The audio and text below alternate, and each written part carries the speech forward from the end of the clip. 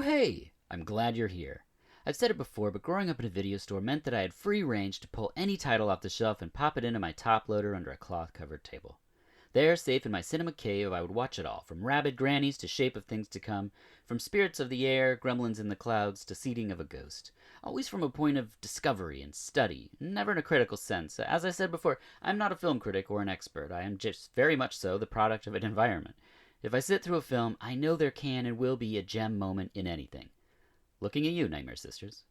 Wouldn't it be weird if you saw a 10-year-old talking about the pacing of Robot Jocks, or standing in the video store saying the sluggish first act in The Muppet Caper? For me, movies haven't changed, and I'm deeply thankful for all the people who work so hard to give us these adventures. Recently, my wonderful producer encouraged me to join Letterboxd, a site I've stayed away from because of my strong distaste for entitled, uninformed, and ignorant film criticisms and reviews. Not to say that's all that's on there, but I see a lot of it. It's just too much for me with Twitter and everything. A movie comes out and all people want to talk about is if they hated it or they gave it 3 stars. I legit saw someone say, "This movie's great, 3 stars." It's a 5-star rating system. Oh, so Citizen Kane and The Godfather are 5s, but that's it? I mean, wonderful, but not everyone's using your insane ranking system. Okay, I'm getting a little fired up. I watched another film, I'm still fired up, about women, just the whole female cast, and the reviews all penned by men. Yeah. So, I mean, it's utterly insane to me, and just so very pointless to just try to hurt films and an intent, to harm directors. It's insane. I just don't appreciate it. And here's the thing. All these people seeing films to say something, to partake in a conversation, to leave a half-star review and a snarky quip, what a waste of time. They're films that aren't for you. It's a disservice to the movie and the people who made it. The movie's not for you, you're okay, and it's okay. I would actually say if that's what you do with your time, the movie's more okay than you are. But look, I'll put it on me. I was recently watching a film and unknowingly was grimacing. My wife entered the room and was like, "What's wrong?" I had no idea I visibly was making this face. It's a podcast, but you can picture it. I'm grimacing. And then the super person did this squatty shimmy thing. They were blocking bullets from hitting children. And I literally said out loud, "Oh, this isn't for me." And so I turned it off and I watched Human Lanterns. What was my point? Oh, yes. Dirk Marshall, one word on Letterboxd. D-I-R-K Marshall, M-A-R-S-H-A-L-L. That's me. I can spell my name. I give everything 5 stars in an attempt to balance the negative Nancys out there. Also because I hope people watch films. Watch them. If it looks interesting, watch it. Who cares what anybody thinks? Am I going long here? I really need to self-edit. Speaking of editing, let's get to the episode. The film is the editor, my guest is an assistant editor, and this is VHUs.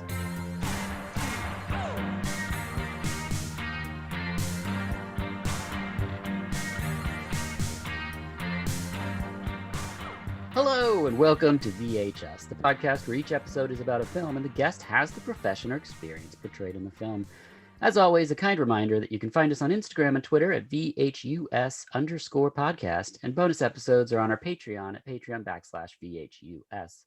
I'm your host, Dirk Marshall, and I'm joined by Robyn Wlison, who is an assistant editor. Thank you for being here. Hello, nice to be here. On Instagram, you are Robyn_Shishoka? Yes. Is that right? That's a Native American name. It's Robyn in Lakota, Sioux is Shishoka. Oh, Shishoka. Okay, wonderful. And people can see your work in Blind Spotting, which is on Stars. Is that correct? Yeah, it'll be coming out on Stars probably mid-June, early July. That's when we're going to go to air. And what is Blind Spotting? Blind Spotting is the creators are David Diggs and Raphael Cassell, who were in a movie called Blind Spotting. David Diggs is better known for Hamilton. He played Lafayette in Hamilton, but he is an Oakland native, and he went back in 2018 to do a movie based in Oakland. And from there, they both sold the idea to the Stars Networks to do sort of a continuation of the story based in Oakland. Oh, that's fantastic. Yeah. It's not often that you get to work on a project and then pitch the continuation of that project.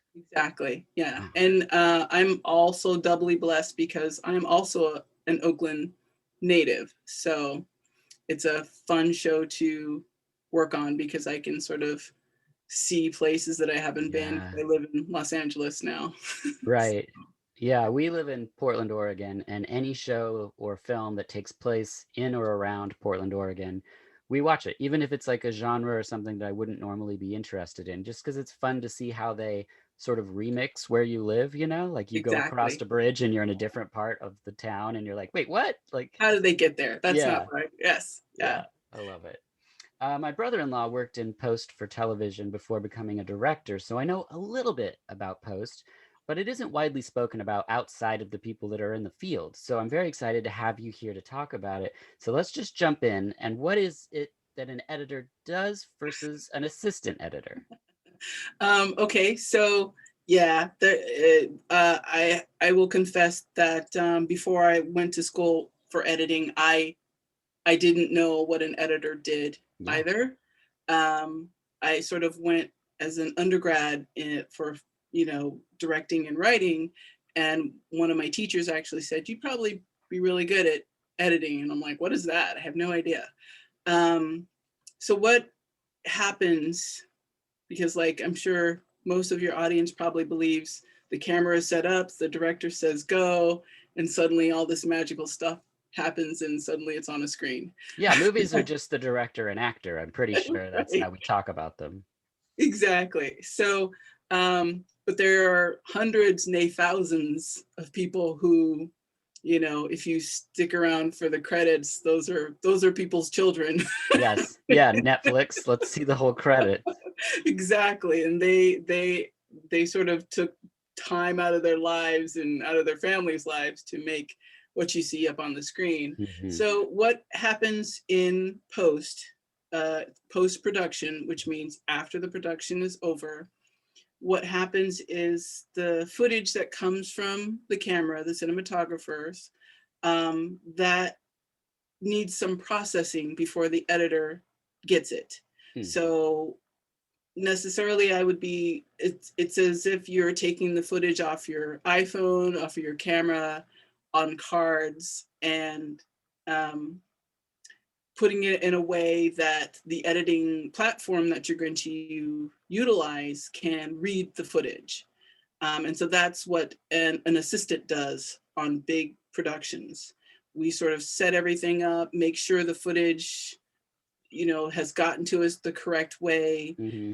make sure the reports, if the cinematographer says that there are 6 takes of something and somebody else in our post houses there's 5, then you have to make sure you track down. And it's a lot of data management and Hmm. data wrangling and checks and balances so that you know that you haven't missed anything, because sooner or later that uh, director will come into the editing room and say, no, no, no, I'm sure he drowned in that take. You got to go look Right. and make sure that that's what happened. And you're like, wait, what? Where? I don't remember seeing that at all. So it's your job as an assistant editor to make sure that the footage is there and ready to go for your editor just to do the cutting. So I just have a question. So we're talking about the director, but I know that there's also often like second units and things like that. Are you also organizing their footage, or is that like kept like separate? No, no, any footage that's shot, anything that's gonna go onto the film, the assistant's job is to make sure that's happening. And that includes not necessarily the footage, but the sounds that are going in, Oh my the gosh. music that's going in, the VFX that are going to come on top of it. You're sort of the point person for all of that to go back into the finished cut. So you're sort of at the beginning, you're there to sort of set up the project and make sure that everything is where the editor can find it, and that at the end, when the editor's finished with the cut, you're the one also shipping it off to the John Williams of the world, the Wow. composers Yeah. and the music people and the people who are trying to get that one song from Rihanna to get into the cut as well. They need to know when and where and how much of that song, because all of that has to be, Rihanna wants to get paid, right? Right, sure. So you're the point person for all of those things to happen, so that the editor is really just working with the director and working with the cut to make it the best that it can be. And then everything else is kind of your responsibility to make sure it happens. Wow. I see. I had no idea the breadth of all of that. I mean, that Yeah. I was thinking, I mean, I had no idea, but that Yeah. is fantastic.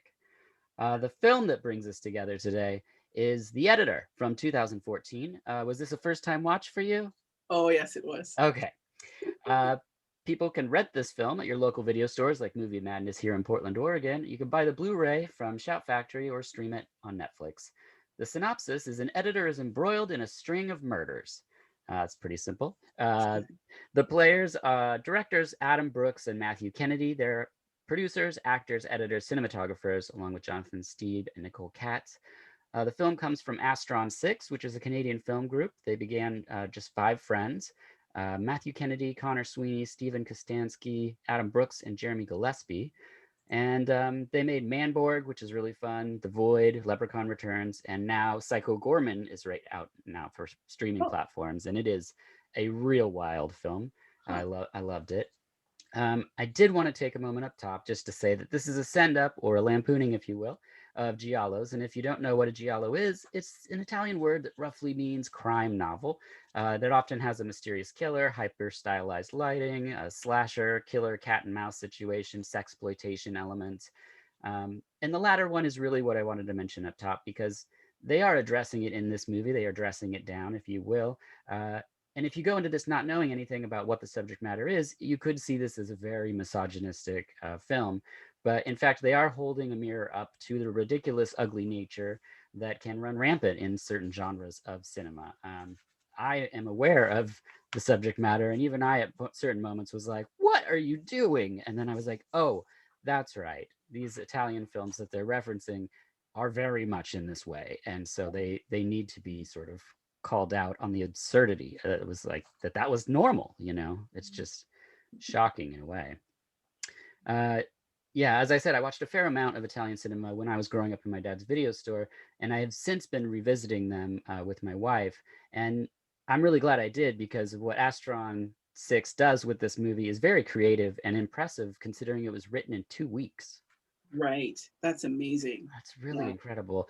The story of this film is pretty insane too, is somebody made this poster for them for it was like a festival of unmade Canadian films, essentially. So there's just like an art show. And they loved the poster so much, they were like, well, let's make this movie. So then they wrote it, and then they started shooting it, I think on just like a small camera, and then they got the red and started shooting it that way. And then there was like funds that came in and came out, it fell apart. Cast members and, you know, everything that could go technically wrong with something went wrong, and then they just made it happen by going into, I think, massive debt, as filmmakers have to do sometimes. It's pretty wild, but let's just get right to it and press play on The Editor. We begin with credits over an adult dance situation. It's excellent giallo-esque music, and the soundtrack features Claudio Simonetti and Carpenter Brut, among others, which is pretty interesting. The dancer in this scene is Tristan Risk. She's from the movie American Mary. And the underwear that she's wearing is a direct homage to the cover of Weird Science, the movie from the 80s. Yeah, they're black with a white band at the top. It's pretty fascinating. They include a lot of gems in this film that are even outside of giallo, which I really appreciate when you think about 2 weeks. I mean, you wrote it in 2 weeks, and it has all of this intricate stuff. Claudio Simonetti was the keyboard player in Goblin. He worked with Ruggero Deodato, Umberto Lenzi, Lucio Fulci, Enzo Castellari, Lamberto Bava, and Sergio Martino. A longtime collaborator with Dario Argento in Deep Red, Suspiria, Tenebrae, Phenomena, Opera, etc. So it's wonderful that they have like actual pedigree from the giallo world here. A woman is accosted by a man who she fends off before entering her very Suspiria-lit apartment. It's very pink and purple. And speaking of those two colors, you're the assistant editor on Color Out of Space, directed by Richard Stanley. Yes, I am. Um, what was that like? I mean, it seems like a wild thing to be handling all the footage for something that is it was Stanley's return to film after a huge time. uh, Richard Stanley is an amazing dude. He's just like his movie, a very colorful character. Yes. And yeah, I actually I hope people go and watch the documentary about what he went through the island of Dr. Moreau. Yes, that is a wild story. It's a wild story, and so it was. I think that was produced by Spectrovision, Hmm. and Which so is that's Elijah Wood's? yes, Yes, okay. yes. I forget the Um, other gentleman's name. you're right. Daniel, I just call Yes. him Daniel. Just Daniel's fine. You know him, so. Yeah, it's probably wrong, but yeah, but Spectrovision was really conscious that they wanted to bring, Richard back to the forefront of, doing that kind of movie, and Mhm. they really did shepherd him into, because lots of stuff has changed since, his last go round, Yeah.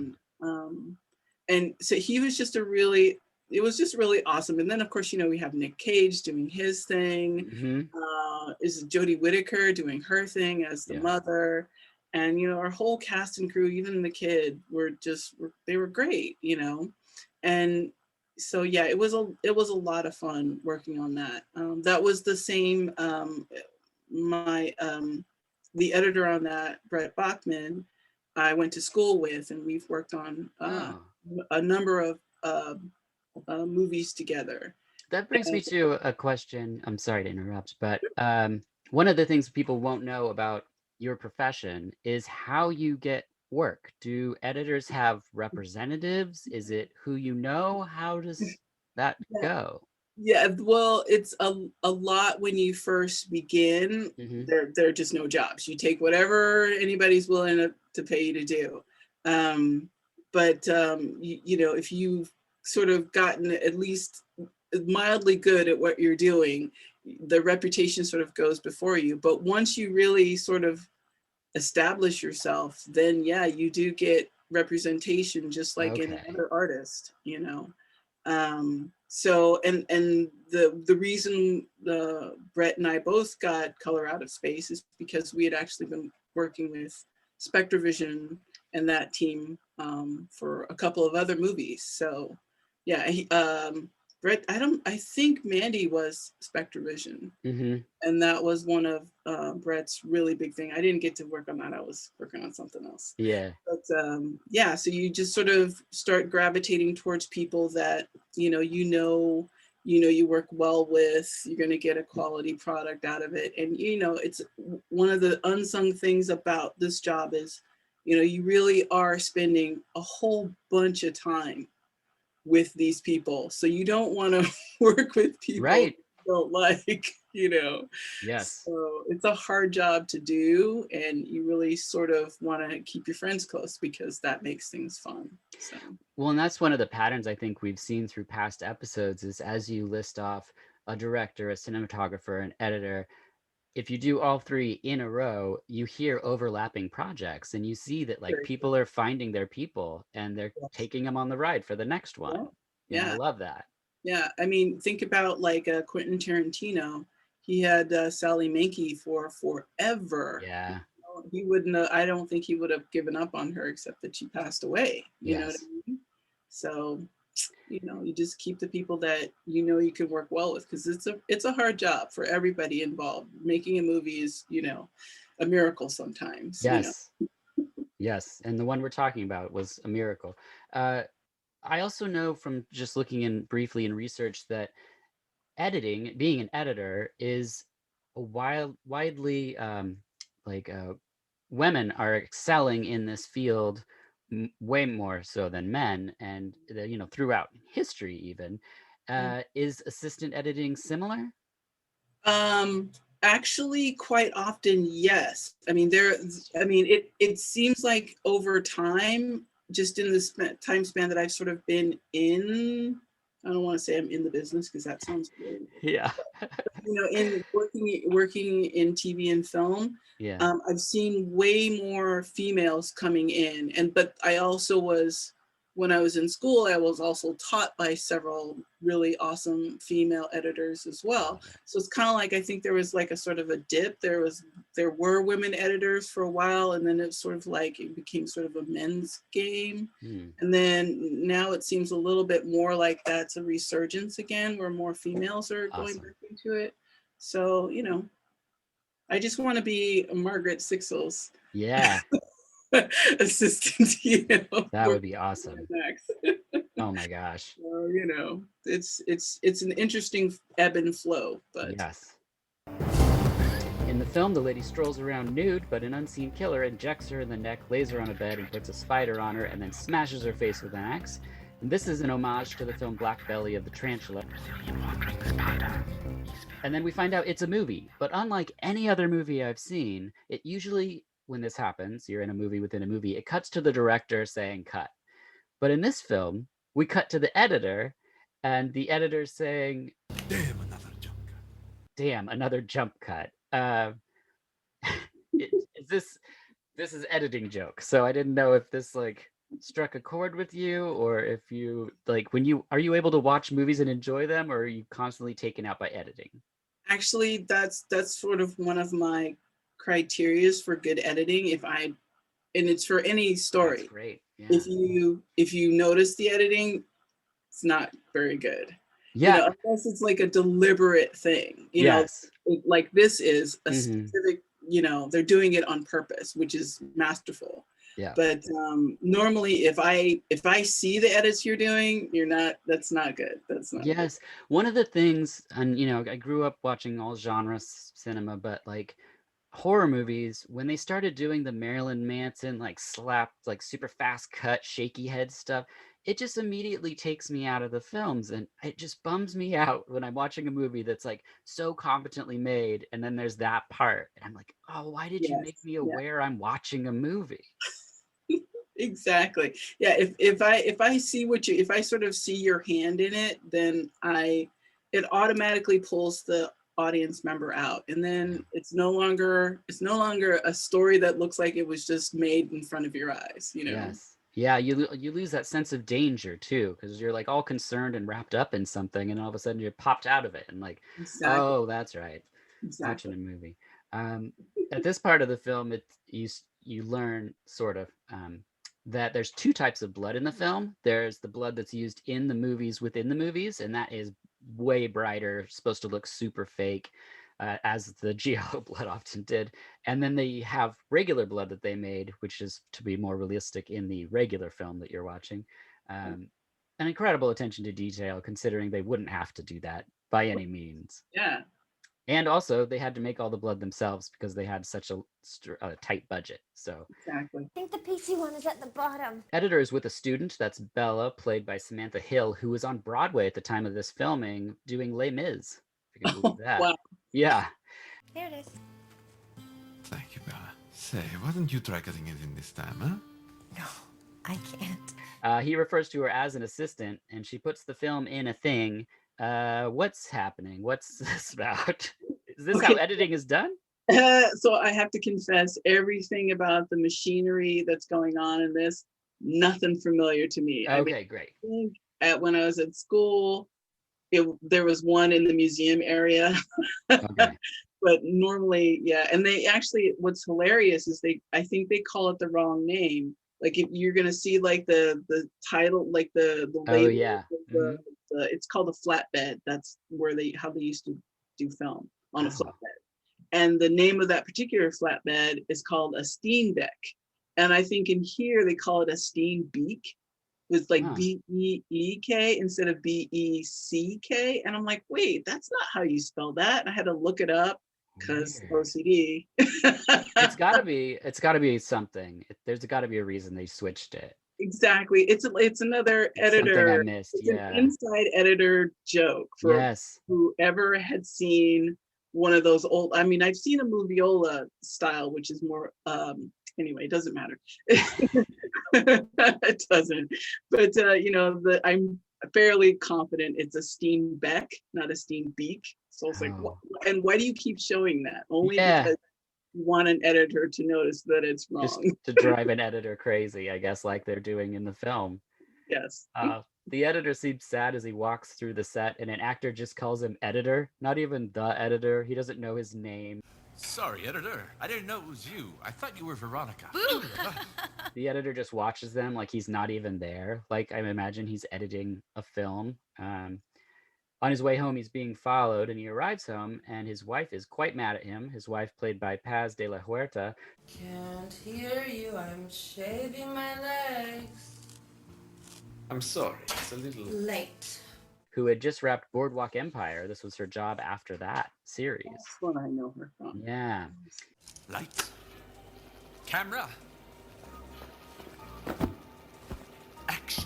The actors watch the dailies. I love this because they have the stark lighting, the music's playing, and the bad dubbing, which is all because most of the giallos, I believe, were shot, the Italian films, without sound, and then they just dubbed it later. And a lot of the films, the actors that were in it, especially if they were American actors, didn't speak Italian, and the Italian actors didn't speak English. So no one had any idea what they were saying to each other, which is fascinating. I'd like to see those raw footage from that. Veronica tries to put on a show for Claudio, and he says, "I'm watching me, not you," which is a great, like, egotistical actor line. Claudio ruins the work print, and someone shows up with a razor. Claudio is killed, cue the awesome synths, and Veronica is stabbed to death and hung. Just excessive by all accounts. Right. Ray, the editor, and the director are on scene with the cops, and the director talks about the editor like he's not even there, and then the camera just pans over and he's just standing there. You know who the last person was to see these two alive? No, I don't know. I didn't know they were still in the building last night. I knew Ray was editing. All right. Who's Ray? That's the cripple, the editor. Call him a cripple, which is very insensitive. The cop, Peter Porphyry, is Matthew Kennedy, one of the directors. And he's dressed like John Baxter, Donald Sutherland from Don't Look Now. That's a direct reference. He can't light his cigarette. This made me laugh because he said, "It's these damn wooden fingers." And if you listen, the cop goes, "I can see that," just like really quickly. I love like little asides in films like that. At the police station, there's a poster. It's a handprint, and that's from The Fifth Chord from 1971. The woman with creepy eyes in the hallway is a direct lift from The Beyond from 1981, which is cosmic horror, not specifically giallo, but it's a great detail. And when I saw that, I was like, this really is like a Naked Gun of like a slice of cinema that like people are, it's not widely celebrated, I wouldn't say. Yeah. The cops say the murdered people are all missing the same fingers as the editor. So now we're starting to get the mystery unraveling.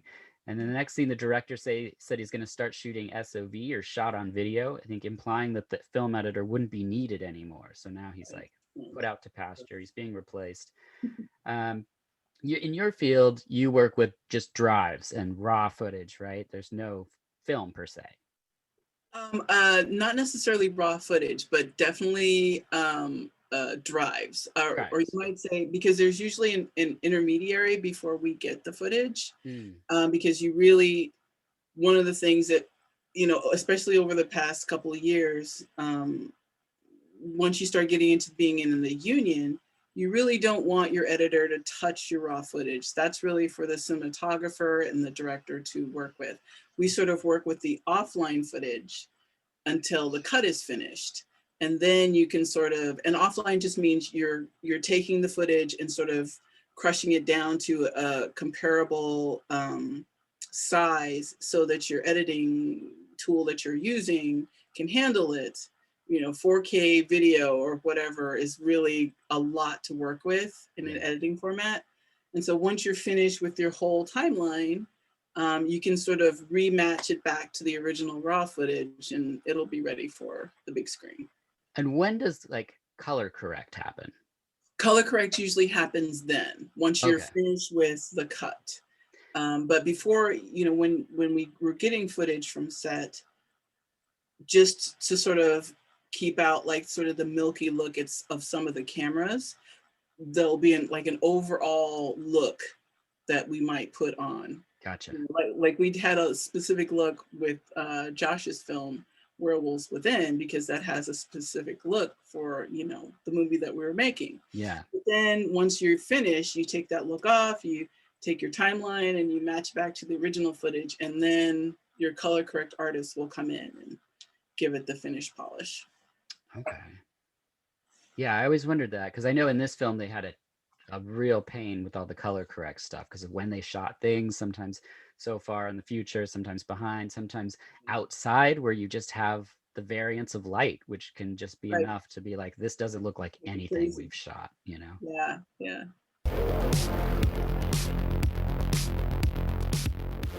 The next scene, we get Carpenter Brute music and a jazzercise dance style sequence, which is a reference to the film Murder Rock, one of my favorites from the genre. The two cops enter and try to pull the mask off a dancer, saying that she's the killer, and they just lift the lady's face completely off, and she shrieks, and then they put her face back on. I was like, let me smoosh it. It's hilarious. It's so funny. And the shriek made my wife laugh out loud because it's just so unexpected.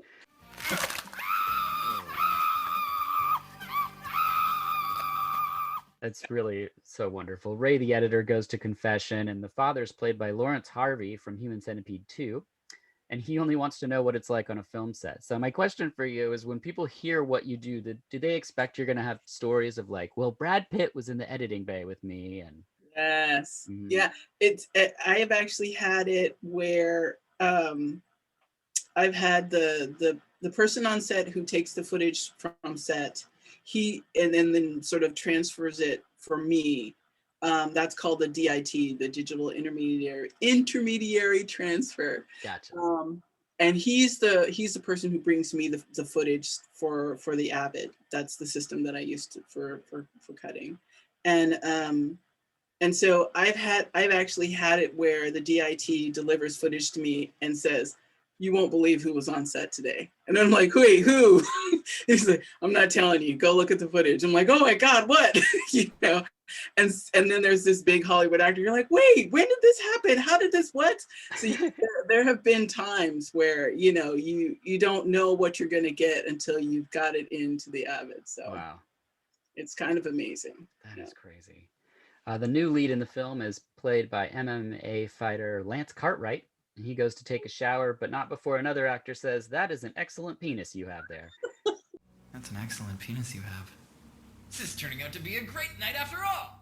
I Love Dick is another project you edited on. That's such an excellent segue. Thank you. Perfect.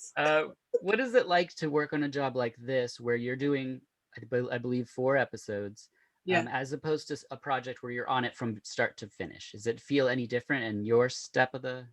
Oh, you mean like TV versus film? Yeah. Okay. Yeah. Yeah. It's, I don't think it's very much different. I mean, the thing about television is you have multiple directors and sometimes even multiple writers coming in, and they're really, it's in TV, it's really more the producers or the creators who have sort of more say, whereas film, obviously the director is king, you know. Gotcha. Not that the director doesn't have any say on TV, but they have lesser of a role than the creators do. Yeah, that was a great segue. Sorry. So and really, you want to make that one little episode. Even though you want to make it like the best that you feel it can be, it also has to be in the flow of other editors. Right. You know, so because you're making a season, you know, you're doing your sort of player thing for this episode, but it's got to fit in with the tone and ideas that are happening with other teams, other editors and assistants. So that's fascinating, I think. Yeah. Not a lot of jobs are like that. You know, a dentist doesn't go in and, you know, what did the dentist do last time? Like, I just, you know. Exactly, and follow suit. Yeah. That's so weird. Cue the next moody music piece as Cesar is stabbed in the neck. Ray at the editing desk finds the footage of Cesar in the film. What we don't know about Ray is really what got him started. And we don't know what got you started. So what was the beginning of your journey in being an assistant editor? Yeah, so I went to AFI in school, and AFI is a really awesome school, and it sort of really gears you to work immediately after graduation. That's great.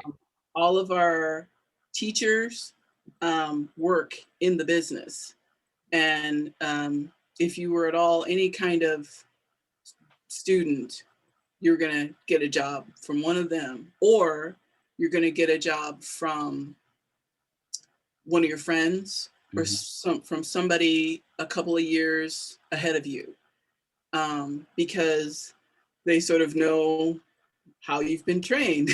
So they know they can rely on you. And it was that's a really good lesson, because that also makes you realize that your job is to help the next person who's coming along as well. And that sort of got drummed into us sort of from day one. You know, you're all kind of in the same boat, so look out for each other. And that's really what happened. The show that I'm on, Blind Spotting now, the person who's my editor now, he was in the same class as me, but he came off of What We Do in the Shadows. Yeah, that's great. And he was an editor for the first couple seasons, and then he flipped to being, he was an assistant for the first couple of seasons and then flipped to being an editor. And then this is his first show strictly going on to being an editor, and it's about time, because he's amazing. So, you know, it's just sort of that thing, you know, it's like this rolling thing where you're like, you're learning, you're moving forward, you know, you keep sort of reaching for the next thing you need to learn, because all the experience helps you with what you're trying to do, which is to make really good, a good show, no matter what the genre or what the footage is or any of that. So yeah, you've already, in just the short period we've been talking, touched on many things that I'm really passionate about. And one of them is something, since you mentioned Josh, when I asked who I should have on, and he said you, and gave me your contact, and I was like, okay, perfect, because he's someone who's passionately said, you surround yourself with the best people, and you bring the people on the journey that you can. And you've just mentioned lifting other people up, and the camaraderie, and the idea of, like, I just think that, and also you touched on that you had to start somewhere. You have to take a job and start the journey. anything, whatever it is. All those things, I think, are inspirational and approachable ways to do things, you know, because it can be you get a job because you know somebody, but it's from doing the work that you got to know the person, you know. It's like you got to start somewhere and just keep going, be the best person you can be, and help anyone you can along the way. Exactly. And that's what it's really all about, because you never stop learning. You know, if you stop cutting, or you stop watching interesting, which is why when you asked me about this film, I had no idea about it. And then you sort of research and you realize that it touches so many other genres that you weren't aware of, you know. And that's how you learn. That's great stuff. Yeah. Always digging. I think growing up in a video store, I had no choice. Like, it just set how I was going to live my life. I'm always going to turn the box over. I'm always going to learn the names. I'm going to look to see what else they did, who they worked with. When I got into music and crate digging, it was the same way. It's just that's amazing. Sorry. Yeah, that's the passion I think that many of us have, you know. Yeah. I noticed you're wearing the same clothes as you wore yesterday, editor. Is that because you weren't at home last night? I always wear the same clothes. Suspicions are rising on set, and in a flashback, we learned that Ray had a nervous breakdown and cut his own fingers off, which is very disturbing. Ray returns to the editor's booth and says to his assistant that they just go unnoticed. You get this lonely feeling for Ray, that he's just, nobody cares about him. Are we in danger? No, Bella, don't worry. It's the actors who make so many enemies. Just be glad you and I work behind the scenes.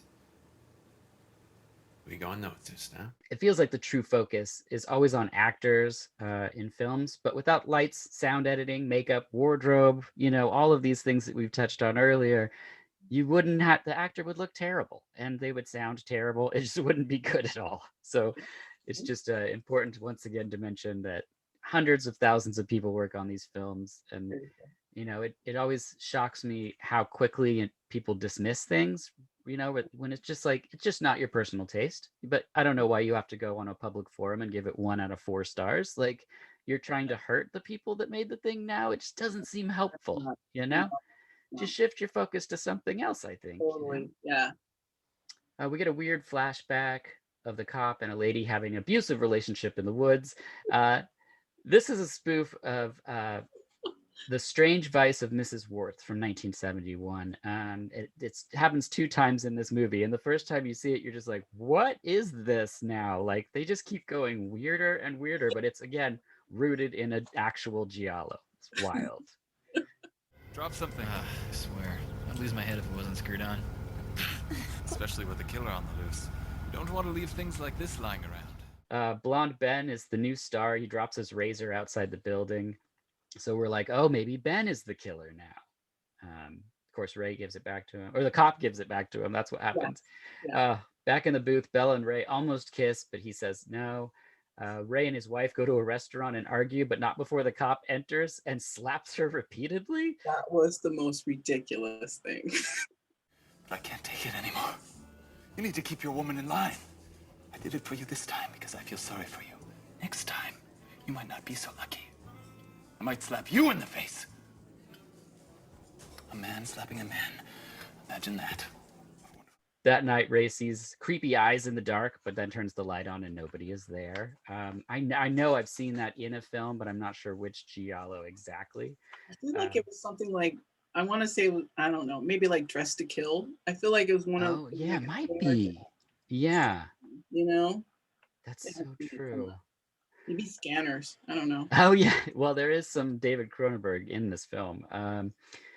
Then a woman attacks. Oh, the cop investigates the hospital and is attacked by a woman. Then she gets injected in the neck by Udo Kier, who is fantastic in this movie as the doctor. He's so good. I love these people that are often character actors, that they can be so funny, but they have this sadness in their eyes, Truly, like that's Udo true. Kier was one of those people that, like, he seems very human, even in the weirdest roles possible. There's something about that. But my favorite part about this scene is at the very end where Udo's like, please don't tell Ray any of this. And the cop's like, I won't. And he's like, but I'm serious, really don't tell him. And the cop's like, I'm not even friends with him. Or something, right? It's so funny. Oh, it's great. Yeah, the cop returns home to his wife, who's the lady with the strange eyes. They have disturbing sex while the dog watches. This is the second reference to The Strange Vice of Mrs. Worth. And then the editor in the next scene says, have you ever been editing something and been bummed? Do you ever look back on any of the things that you've worked on and have it make you feel some sort of sadness? And this is a loaded question because I know that you worked on Brody Stevens Enjoys It. Oh, that's a hit. Yeah. He was such a kind, joyous person. And so I was just curious if you had any memories of working on that. Yeah, actually that was one of the first like really big things that I got to do. Yeah. And it was one of those where someone saw my resume somewhere, and that was the first time that had happened. That's so cool. I was quite impressed to get that job. Yeah. And then you're working with like Galifianakis is running around, and he's just the sweetest guy.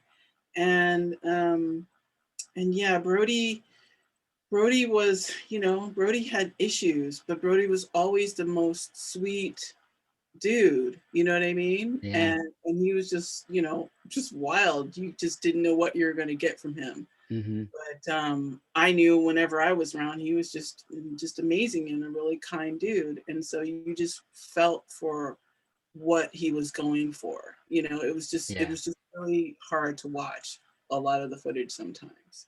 And you knew that, between Zach and the rest of the, producers who were working with him, they were really trying to make this help to, get Brody to stay on, the correct medication. And, yeah. all the stuff that was going on in his life to sort of keep him on a right path, to staying well. Because, what had happened was really what sort of led to his, downfall. So that was hard to watch, but it was also really good television because I don't think people understood comedians and the performance of comedy and what people who do comedy really go through. And so it brought a lot of that stuff out, which was great because, we had other comedians also commenting on what was going on because everybody was friends and fans of his. So it was a good show, but yeah, that was hard. That was a hard show to do. And it's harder to watch because Yeah. But a great beginning for you. Yeah. And that was actually my first time working with Brett Bachman. He was one of the editors on that. Yeah. Keep away from the door! In the film, he kills her with an axe and then pulls mind tricks on the police officer. This whole sequence is super crazy, and it's the Shining part where he hacks through the door with the axe and it strikes her in the skull, and then feeds the fingers to the dog. The fingers were actually made out of peanut butter. They were like a peanut butter cookie that they fed the dog. So very, very weird. On set, Ray gets fired. You heard me. You're out of here. Honestly, Ray, I thought it might be fun to have a cripple around, but I was dead wrong. Not to mention you practically cut Cal out of the whole movie. What? Then this guy shows up today, telling me all kinds of facts about film that I'd never even heard before. And better yet, he's agreed to work for half what I'm paying you. And he says, "We are all the editors of our own realities," which I thought was... I heard that. I noted that. I'm like, aha, that's very meta. Yeah. Really good. And like, I love, movies like this where you find it and no one in my social circle will have ever heard of it or seen it. And yet it has a line like that where like, I would put that on my fridge if I put inspirational quotes on my fridge. Like, that's a great one. Yeah, it is. And then there's like, during the scene when he's getting fired, there's a lady doing stretches in the background. And she disrobes for no reason whatsoever, which is finally, I think, where the nudity really makes like, you're like, oh, that's the jumping point. That's your Naked Gun moment. Because it's like, it's so over the top that you would go like, why is this happening? And yet back in movies like that, there would just be excessive nudity for no reason. Like they're not even in a shower scene, and you're just like, okay, that's pretty great. He returns home and his wife's watching a mysterious film, and he burns his bloody shirt. We see Bella with the film and a knife, and she gets stabbed through the hand, and she's expired. Her life cut short. The new editor, undercover cop, is editing and looking up tarantulas and film editing. He's got like a film editing book out. Oh yeah, I'm pretty sure that's a Walter Murch book or something. Oh, you know what I mean? It's ridiculous. He's looking in the back for splicing. You know, that's what you do. So when I ask people, film lovers, physical media collectors, if there's editing tropes to giallos, no one had anything to say. Mostly what people talk about is the cinematography. It is the stark lighting contrasts, almost like film noir elements, but with neon. But no one really had anything to say about editing. Is there, when you're going from project to project, I know you've worked on something comedy, some dramas, some horror, is there editing similarities that you see or notice, or yes and no. And again, I go back to what I said before. If I see it, then it's not great, and I don't want it, and I don't like watching it. It brings out OCD moments in me. But yes, it's interesting. If you take, for instance, I'm just gonna say one, like The Walking Dead, for instance. If you watched it, like if you just sort of binged it from the beginning to the end, you'll start to notice some of the episodes have a feeling that the other ones don't. Right. And that could be story, and that could be cinematography, and whoever the actors are and all that stuff. But a lot of times it's who edited those. And I got to meet one person who was an editor on The Walking Dead. And I think it was a season where, I had just started binging that season. and I'd seen 2 or 3 of these episodes, and I noticed after the second or third episode by this person, I noticed their name because I realized in all the 6 episodes that I'd seen, his 3 were amazing, and they should really feel the same because, like I was saying, you're working together to make the season happen. But this person's editing work was beautiful. And I sort of got sucked into it. Walking Dead is always, it's a really good show. It's, you're watching zombies, sometimes it's, there's some like an element of camp to it. Sometimes you're like, okay, that's enough, right? Yeah. His were just beautifully done. I'm like, and it's the same cinematographer on all 6 of these episodes, and the same, actually, at least 2 or 3 of the same directors and the same cast this whole season. So what's different? And what it is usually it's the editor. It's the feeling that they have that sort of strings these disjointed shots together that makes you just get sucked right into it. It's beautiful to watch. And you almost sort of know it without knowing it, that you're being pulled in without really having to think about it. It's not something that you think about. It's more visceral than that. So yeah. Does that make sense? Yes, no, totally. I was just mulling it over because it's just something that, I mean, it's not a conversation you hear a lot outside of the field. Like, if you say, name your favorite director, people have answers. If you say cinematographer, there's less people that have answers. And then you say editor, and most nobody people knows. No, nobody. They'd be like, yeah, I couldn't tell you. And it's a bummer. Yeah. Well, the killer kills the new editor and pulls his guts out. It's a gruesome death one wouldn't be surprised to see in a werewolf movie. Speaking of werewolf movies, you were the assistant editor on Werewolves Within, directed by the amazing Josh Rubin, a previous guest on the podcast. What's it like to work with someone like Josh Rubin? Josh was awesome. Yeah, I didn't know, I sort of come in because of my friends, in this case, Brett, and you just sort of, whatever we're doing. But he was really, and I think, especially last year, especially with what was going on in the world, I don't think I could have picked a better team, a better director, a better project to work on, because we were sort of all holding each other. You know what I mean? Yeah. Focus on the work and not what's happening out in the world. Let's keep the sanity going. In this comedy that we're doing. Right. Great cast. Yeah, it really was. And so, in those situations, you want someone who cares, who's interested, who's witty, who, is understanding, and that you can sort of have fun making a good product with. And so, yeah, that's all Josh is. He was a good captain for our ship. That's great. I would think he would be. He seems like a very kind, generous, and funny person. Yes. Not unlike Sarah Burns, who's in that movie. She's also a previous guest, and she's hilarious. Oh, that's cool. So, he's not your man.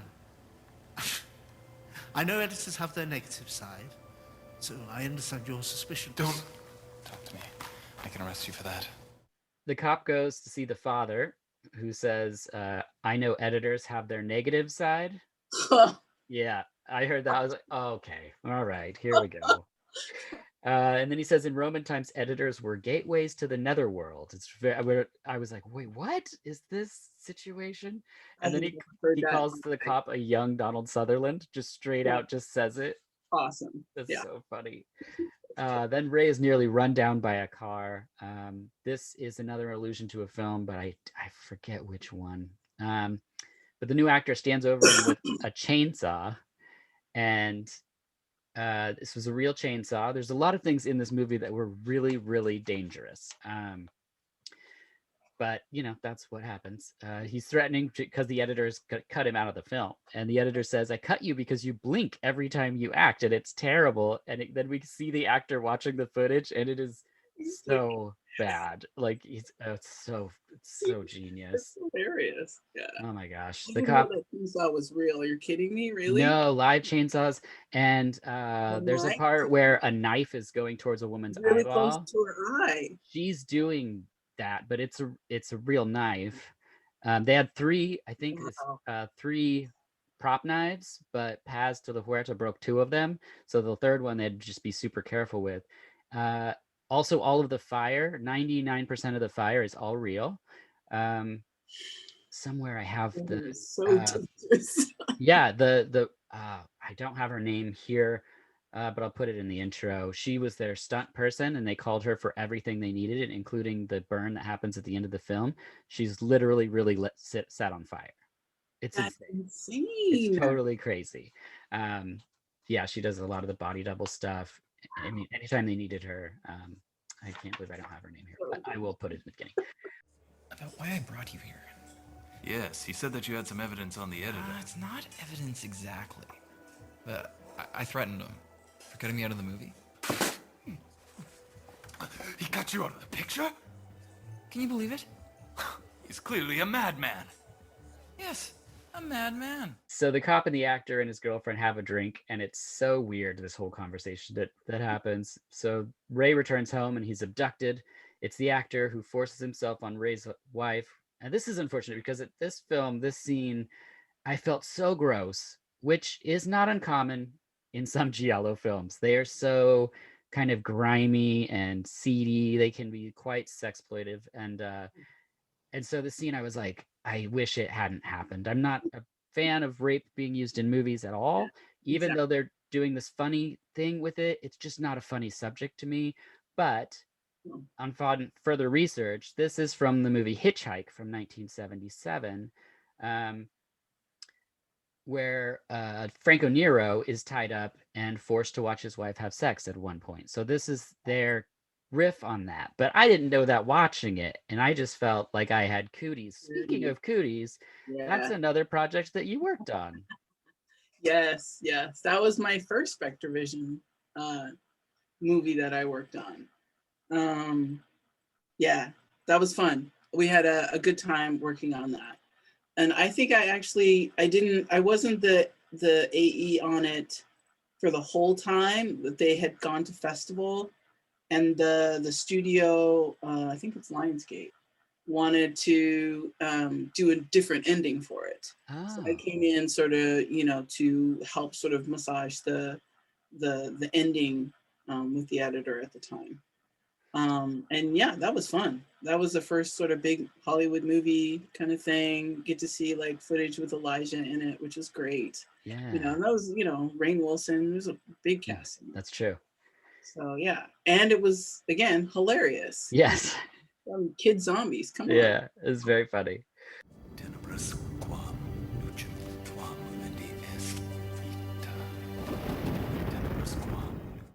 We next see the detective in a library studying books, and he just keeps saying "Tenebrae," which is just a straight up movie. Like I love that where they get so obvious with some of their jokes that it's so funny. He's surrounded by spiders, but he escapes. The cop approaches the father, and he keeps calling him wizard, like instead of calling him like a priest or whatever. Wizard, please. And at one point, the cop's arm bursts into flames, and he just says, "It's just a bit of flames," as he pats his arm out. It's so good. Next, the actor and the lady are having sex, and we get one of the most gruesome chainsaw attacks I've seen in films, and I own a lot of movies with chainsaws in them. It is gnarly, the special effects. It is, yeah. The cop and his dog are playing fetch, and the dog returns with a fingerless hand. This is from The New York Ripper from 1982. The dogs are great at finding things like this with their keen sense of smell, much like pigs that sniff out truffles. Speaking of pigs, truffles, and Oregon and Nicolas Cage, you're the assistant editor on Pig, which is in post right now. Is that right? It is. It was actually the movie we were on before we went to Werewolves Within. Oh. So we were finishing that up in January, February last year. And I don't know where that film is. I'm sort of, that's another thing about post, or all film is, things could be put on the shelves, things could be, not sold or whatever, for whatever reason, and you just never see them again. There's often been times where someone says, oh yeah, I saw, one of your shows was on thus and so, and your name was on the end of it. I was like, what? When was that? Where? It's been years, and Pig is definitely one of the ones. It was a really good movie, and I really liked it. And it was a sort of a different tone for Nick Cage. Yeah. And also, who's the other actor? Oh my God. Alex Wolff. Oh yeah, I would never have got that. Yeah, so he's in Pig too. Oh, okay.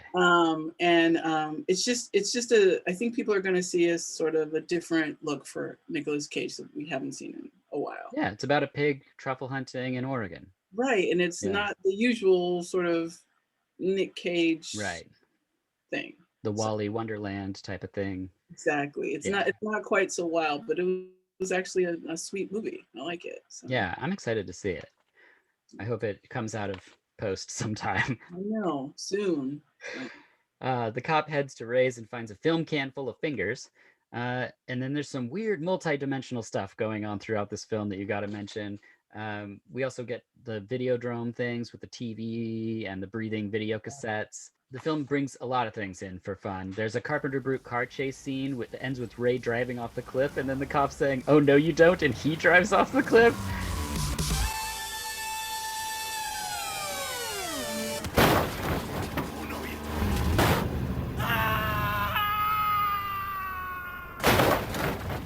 I've laughed about it since I watched this movie about 3 times a day since then. Just it was like so insane. It's so insane, and their cars hit so hard, and then the camera just stays on it. It hits on its roof, right? Yeah. So you're just like, there's no way you're alive. And you just even get out of the car, he just pops. And those cars barely ran. Like, they repaired them just enough to run, because obviously they're going to destroy them for the of course. movie. So there was a lot of pushing and things with those cars. They set chase, and we get the final reveal that it's Josephine is the killer. The cop's hand explodes, and then he douses her in gas, and the editor uses his wooden hand to set her ablaze, which we already know was the stunt woman. And then we find out in the bell tower behind rocks is a skull and film reels. And then it ends with the black glove, which is the signature thing by Fulci. I don't know if you know, but in all of his films, his hands are the ones that are the killers. It's his whole thing. So this is like that sort of homage there. And then we learned that the editor is trapped in the edit. He's actually trapped in the film, which brings us to the final thoughts. Any final thoughts for the editor? Anything we didn't touch on? No, just kudos for I kind of wish this had, when I was watching it, I wish it had, something underneath to say, this is from this film, this is from that film, because it really does touch on so many styles. It's sort of the in-gags are just multi-layered and everywhere.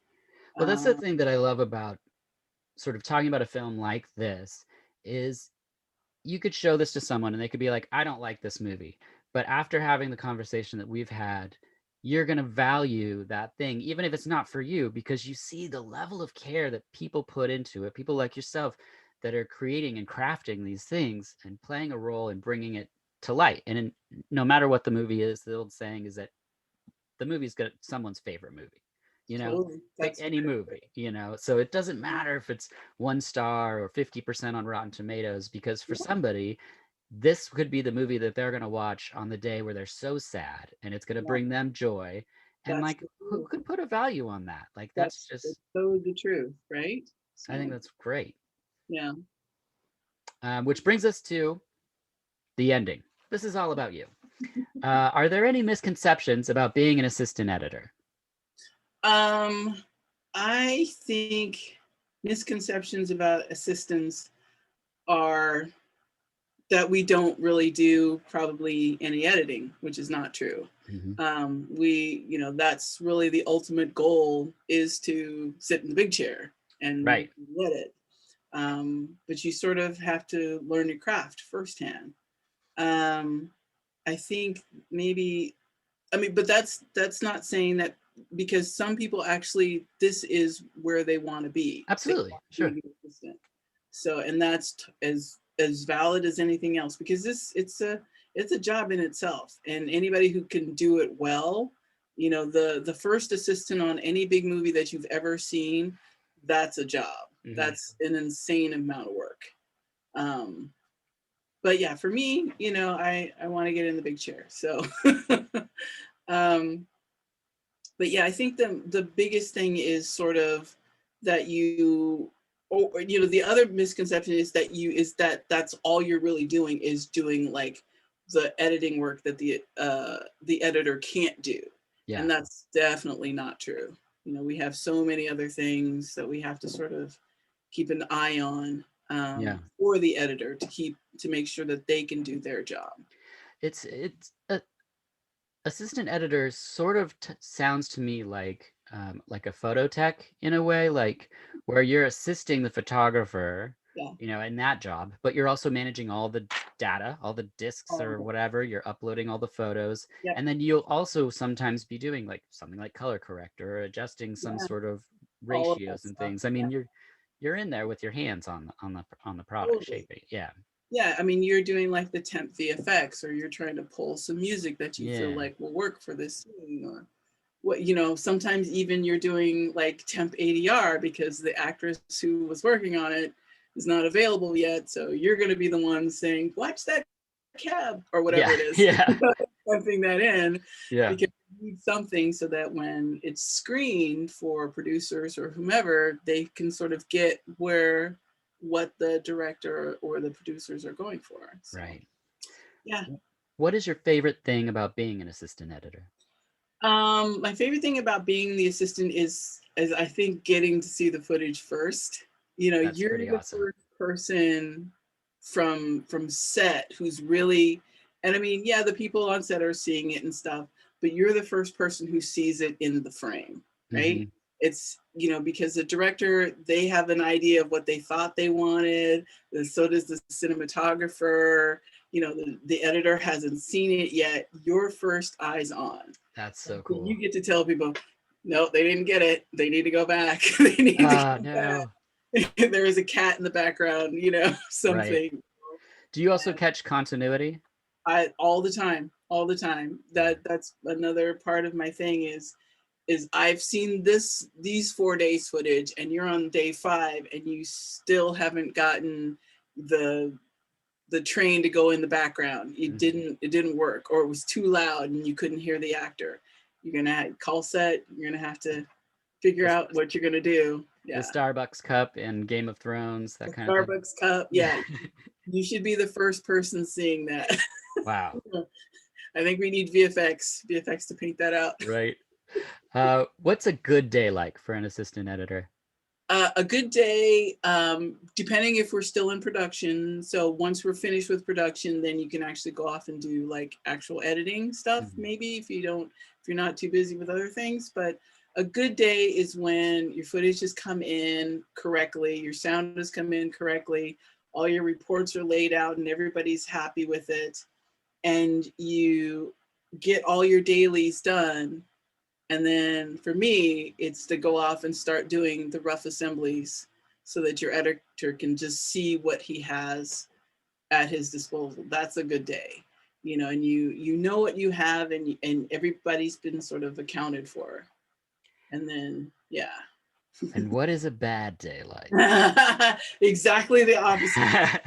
No camera reports. You know, the post team has miscolored everything, and now you've got a big splotch, you know, or sound like there's no sound, or there's too much sound, or something. Or even better, I've actually been on a show where the director talked through a lot of the shots. And I'm like, okay, ADR it is. Great.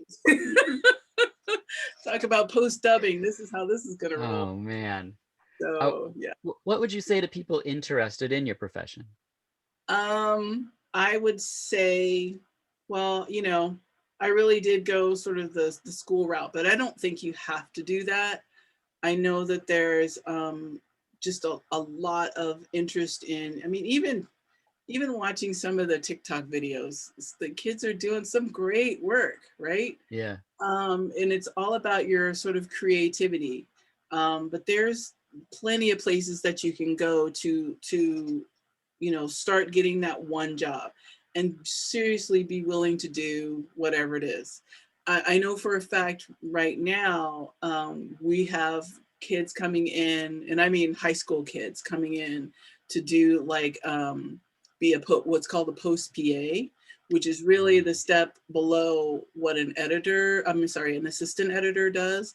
And honestly, it's going to get coffee. You know what I mean? Or helping to set like those reports I was saying, we put those in a binder because we need those when we're finished to give to the studio.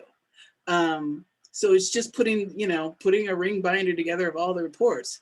But the point is that it gets you in the door, because you want to get to those smaller jobs so that people get to know you, because that's how you get hired in Hollywood, unfortunately, unless you're going to make your own company, which, go for it. I mean, Astron 6 did it. Yeah, exactly. So you can totally go that route as well. But in Hollywood, it's harder. That's harder to do. Yeah. So yeah, post PA jobs, those are the way to really get in the door if you're not going to go to school. Yeah, that's a great tip. Yeah. Which brings me to the final question, and it's my favorite question. Robyn, what are your dreams like? I dream in Technicolor.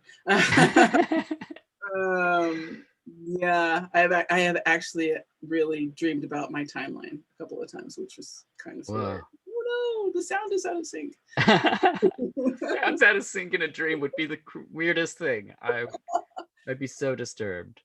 Yeah. My daughter, she's 7, she's in 1st grade, and with the pandemic and all, it's online school. So the teachers often record a video and then, your kid watches it. Yeah. And there's been 3 times that, because I watched it all with her, where the sound hasn't been right. It's been slightly off.